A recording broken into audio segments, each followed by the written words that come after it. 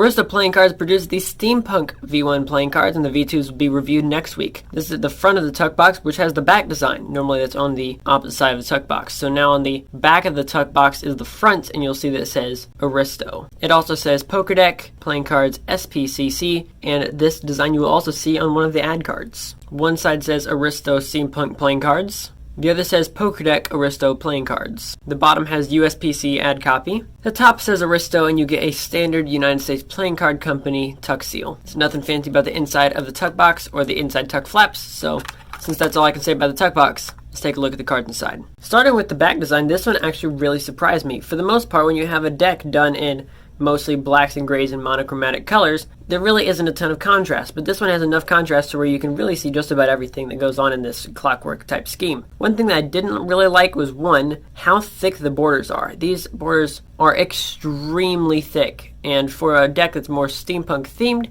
it looks a little bit too clean to me, honestly. When I think steampunk, I think more rustic, I think more dirty, and this deck looks extremely well oiled and clean, and that's not quite what I think of when I think steampunk. Another thing that I think they miss is doing something just like the Orbit V8s, where all of these different gears in here could all be turning when you would riffle through the cards like this. They would all be able to turn and make a really cool looking scene, but unfortunately, they're all static cards. And yet this clean and complex back design is truly gorgeous. Next we have the number cards. I do appreciate that you do have a large center symbol instead of the different pips. Instead of like you'd have the two spade pips here, now you just have the giant symbol in the center of it, which still works with the design. The other thing that's really cool is you actually have a different part of the background. So like on the 4 of spades and the rest of the 4s, you will have a train in the background. That is a really cool added touch, and you'll have a different one for each of the different number cards.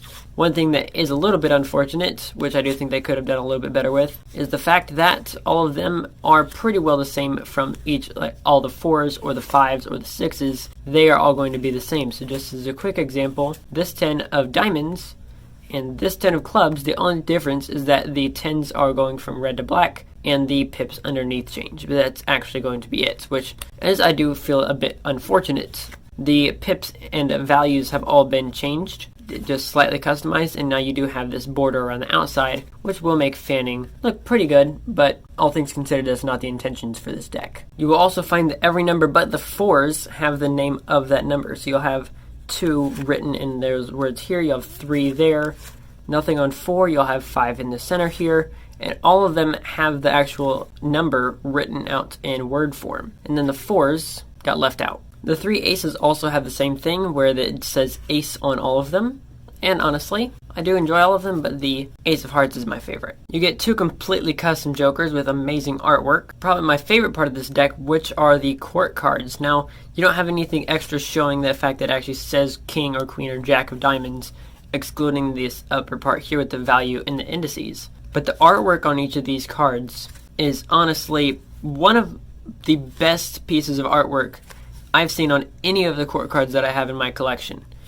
To a point to where I've actually already written it down for when I make my top 5 court cards for later this November. This will most definitely be in it. You have 2 ad cards, first of which being a Aristo Playing Cards Kickstarter card, and the second of which will be a design that you've already seen and will see one more time. This was on the front of the tuck box, but this time you'll have a black background. And now instead of having that black background, you make it white, and now you have the Ace of Spades. And honestly, I feel like this is definitely a missed opportunity. This one doesn't really look like that cool of an Ace of Spades. I actually like all 3 of the other aces better, and this feels like a wasted extra card. Like honestly, print 55 or make a different design or have like a 3rd joker or something, but I feel like this is definitely a wasted card, and this is a waste of an Ace of Spades. I feel like the only way that you could have some redeeming value is if you talk about how their card was the Ace of Spades and then you do a shake change or something, and then you now have their Ace of Spades here. So that I feel like could be one way that it could work, but outside of that, it's pretty much it.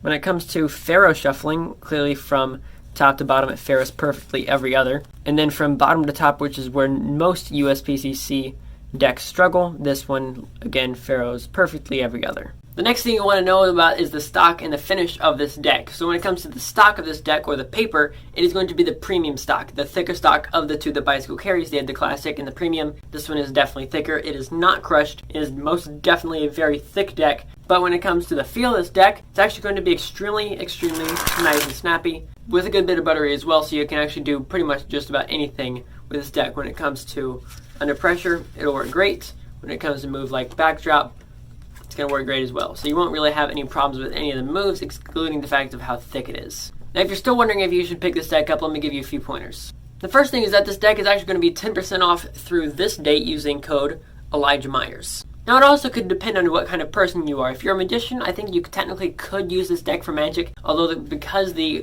court cards are so overly complex, I probably wouldn't want to. Now, when it comes to cardistry, this definitely is not going to be for you. Back design, the faces, none of it really just fits for cardistry. But when it comes to collectors, I think this is going to be perfect. It's definitely more of a retro steampunk vibe. Clearly, it's literally in the title. The back design is both clean and complex. The faces are seriously amazing, both from the numbers and especially those stinking court cards. I love those court cards. The Ace of Spades and the ad cards aren't my favorite, but even the Jokers are truly perfect. So if you're a collector, definitely pick this deck up. It's going to look great right there on my shelf. And lastly, if you're playing card games with this, I think you technically could use it. I don't have anything specifically against it because all of the upper corners are going to be fine and not overly complex, but probably not going to be a deck I want my friends playing with. And is this a hype deck? Heck no. So once again, if you want to pick this deck up right here, you can use code Elijah Myers for 10% off through that date, and I'll leave it in the description below so you guys don't even have to search for it. And if you want to check out the V2 review, you can wait till Wednesday of next week, so I'd recommend subscribing and ring the bell so you can be notified when that video drops.